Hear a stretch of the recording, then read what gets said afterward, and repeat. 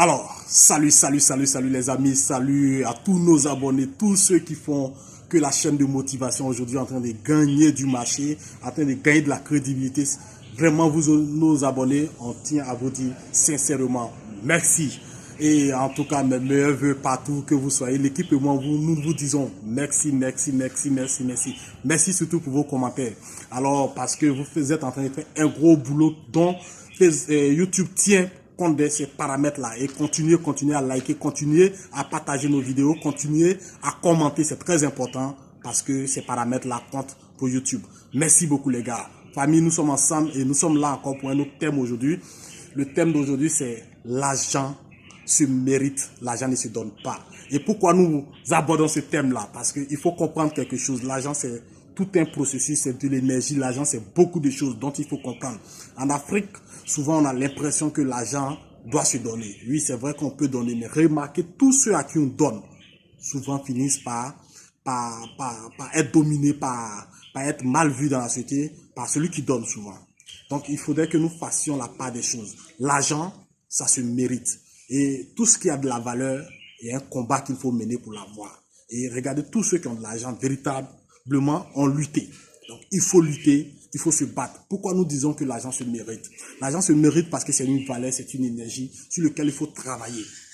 Même à ton enfant, il faut lui apprendre que l'argent, ça se mérite. Si vous avez l'habitude de donner de l'argent comme ça à un enfant, sans qu'il ne fournisse d'efforts, il va penser que toute sa vie, on gagne l'argent comme ça. Il peut quémander, il peut mendier même. Mais si vous lui apprenez à cet enfant-là, dès le bas âge, que pour avoir de l'argent, il faut faire quelque chose. Il faut peut-être poser une action, il faut rendre un service, il faut poser un acte qui permet à l'aboutissement de ce qu'il va obtenir. Vous allez voir que cet enfant qui a grandi dans ce milieu-là serait différent d'un autre enfant qui grandira dans un autre milieu où à chaque fois on lui donne tout. Il pensera qu'on peut obtenir comme ça. Et lorsqu'il va grandir et qu'il va faire face aux réalités de la vie, vous allez voir que cet enfant n'aura pas la même manière de réagir que l'autre enfant qui a appris à mériter ce qu'il gagne. Et voilà pourquoi je dis que il faudrait que nous apprenions dès maintenant en tant qu'entrepreneurs à mériter ce que nous allons avoir. Et non pas des personnes qui viendront pour toujours faire pitié. Non, avec l'argent, ça fonctionne pas comme ça. Et voilà pourquoi, souvent en Afrique, on a souvent problème avec nos frères qui grandissent, soit en Europe, et que ce soit partout un peu hors de l'Afrique. Eux, on les a appris à donner de l'argent lorsque la personne mérite.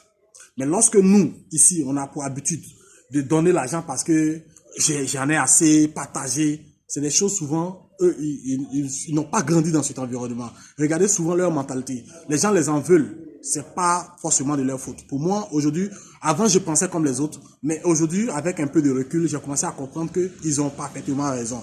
Parce que tout ce qu'ils doivent obtenir, ils l'obtiennent par mérite. Et nous, on veut l'obtenir parce que c'est mon frère, parce que c'est mon ceci, parce que c'est... Non, les gars, ça ne marche pas. Et nous sommes de plus en plus vers un monde capitaliste. Donc, dans ce monde-là, il faut comprendre le fonctionnement de l'argent. Dans ce monde-là, les choses ne se donnent pas comme ça, mais les choses se gagnent par mérite. Et alors, si nous voulons véritablement être de vrais entrepreneurs, nous voulons véritablement gagner ce monde-là, il faudrait que nous comprenions ce principe-là, qui est le principe de mérite. Le principe de mérite, c'est un principe où tu as de la valeur, tu as quelque chose que tu donnes pour obtenir quelque chose. Donc, il faudrait que nous éliminons le fait de vouloir toujours quémander. Parce que celui qui demande à tout moment va perdre sa valeur. Celui à qui on donne trop finira par perdre sa liberté. N'oublions pas cela. Parce que nous avons de la valeur, nous pouvons créer notre valeur à partir de ce que nous avons. Et si tu as quelqu'un à qui tu voulais demander de l'argent, trouve son besoin, propose-lui un service et quand il va te donner, tu serais fier de ce que tu vas avoir. Et quand tu as cet argent-là, tu ne peux pas le gaspiller comme ça. Mais tous ceux à qui on donne de l'argent sans effort finiront toujours par le gaspiller parce qu'ils ne connaîtront pas la valeur de ce dont ils possèdent. Il est très important de connaître la valeur de ce que tu possèdes. Et lorsque tu te bats pour obtenir quelque chose, tu gardes cette chose-là jalousement. Vous voyez que beaucoup dilapident de l'argent parce qu'ils n'ont pas fourni assez d'efforts pour l'obtenir. On avait même constaté un certain temps des personnes qui, lorsque leurs parents réussissent, ils veulent plus fournir d'efforts. Ils se disent quoi? Je viens chez ce parent-là, je vais vivre là, et puis, patati patata, il va s'occuper de moi, il va faire ceci. Mais regarde comment tu vas perdre ta valeur.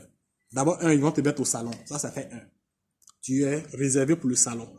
Donc, toi, peut-être à 40 ans, 30 ans, 50 ans, ou bien peut-être à 25 ans même déjà, tu es dans un salon. Et le fait d'être dans le salon, ton esprit va être enfermé. Ton esprit va plus pouvoir sortir de lui pour pouvoir atteindre d'autres horizons. Ça va créer un certain type de zone de confort où tu vas plus pouvoir t'en sortir. Mais regardez pour un jeune de même 30 ans qui se bat et sort, qui connaît la valeur de l'argent et se prend une petite maison.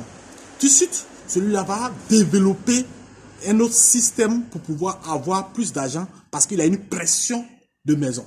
Ça va créer un dynamisme cérébral. Ce dynamisme cérébral-là va lui ouvrir ce qu'on appelle la porte de l'intelligence financière. L'intelligence dans l'entrepreneuriat, Cette intelligence-là va créer de la richesse. 1. Tout est venu d'une pression. 2.